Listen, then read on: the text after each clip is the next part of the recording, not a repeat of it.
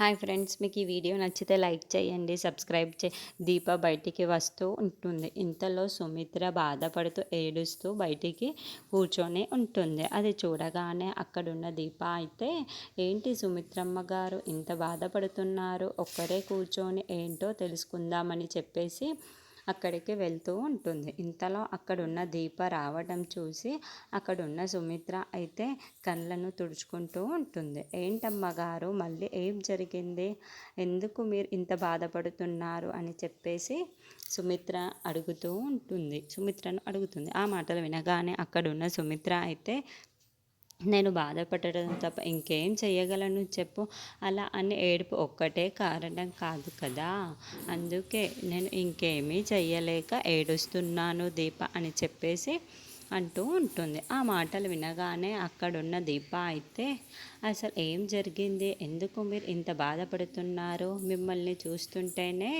నాకే చాలా బాధగా ఉంది అమ్మ అని చెప్పేసి అంటూ ఉంటుంది.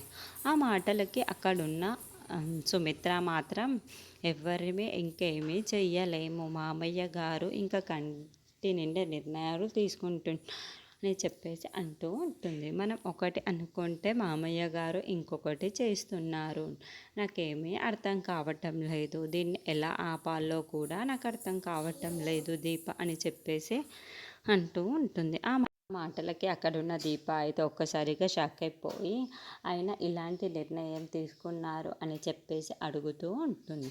ఇంతలో అక్కడున్న సుమిత్ర అయితే, జోష్నకి ఇంకో పెళ్ళి చెయ్యాలి అని నిశ్చయించుకున్నారు మామయ్య గారు, జోష్నకి వేరే సంబంధాలు చూస్తున్నారు అని చెప్పేసి అంటూ ఉంటుంది.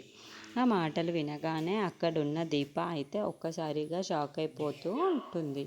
ఏంటి, జోష్నకి వేరే సంబంధాలు చూస్తున్నారా, అలా చేస్తే చాలా తప్పు అవుతుంది కదా, కార్తిక్ బాబుకి జోష్నకి పెళ్ళి చేద్దామని మాట ఇచ్చి ఇప్పుడు మాట మార్చేస్తే ఎలా అవుతుంది అని చెప్పేసి ఒక్కసారిగా షాక్ అయిపోయి సుమిత్రని అడుగుతూ ఉంటుంది.